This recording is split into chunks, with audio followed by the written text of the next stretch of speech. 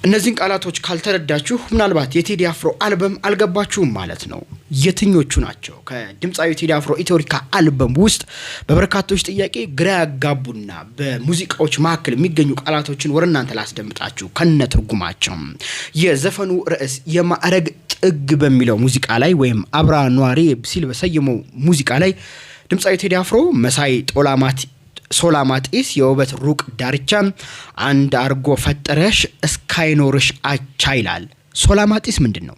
በመጽሐፍ ቅዱስ ውስጥ በመኃልየ ዘሰሎሞን ላይ የምትገኝ ወጣት ሴት ስም ሲሆን የሰላም ሴት የሚል ትርጉም ያላት የሙሽራው ወይም የንጉስ ሰሎሞን ፍቅረኛ ቆንጆ ትሁትና ታማኝ ሴት የሚል ትርጉም እንዳለው ተገልጿል።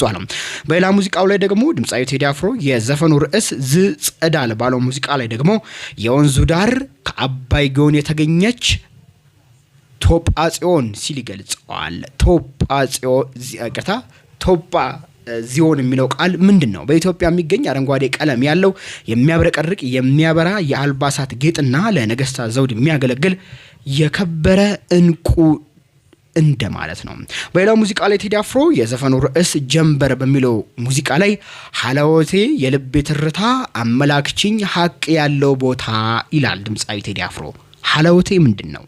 መኖሬ ወይም ህልውናዬ የሚል ትርጉም አለው። ሐለው ኖረ ወይም አለ ከሚለው ግስ የወጣ እንደሆነ የተገለጸ ሲሆን ትርጉሙም ቀደም በየገለጽኩላችሁ ነው። በሌላ ሙዚቃ ላይ ደግሞ ጽዮን ሙሽራዬ የሚለው ሙዚቃ ላይ ድምጻዊ ቴዲ አፍሮ የካባዋ ሞካሽ ቀዩ ጥብጣብ ሲያምርባት ይላል። ሙካሽ ምንድነው? ሙካሽ የሀበሻ የባህር ልብሶች ወይም ካባና ቀሚስ ላይ በወርቅ ወይም በብር ክር የሚሰራ ጥበባዊ የጥልፍ ስራ ወይም ማስዋቢያ ነው። ድምጻዊ ቴዲ አፍሮ እየተናገረው ይሄንን ነው።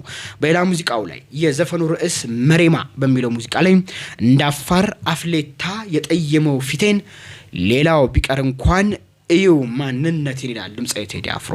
በዚህ ግጥም ላይ አፍሌታ ምንድነው?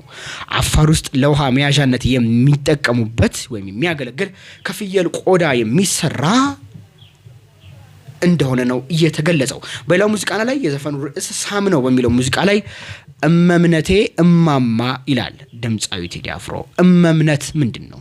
እመምነት ማለት የመነኮሳት እናት፣ የገዳም መሪ፣ መንፈሳዊ እናት፣ አስተዳዳሪ የሚል ትርጉም እንዳለው ይገለጻል። በሌላ ዘፈን ደግሞ በመስኮቱ በሚለው ሙዚቃው ላይ ድምጻዊ ቴዲ አፍሮ ልክ እንደ ጸባርቅ የአይኖችሽ ውጋጋን አንድ አድርጎ ዘለቀው ክረምትና በጋን ይላል ድምጻዊ ቴዲ አፍሮ። ጸባርቅ ምንድነው?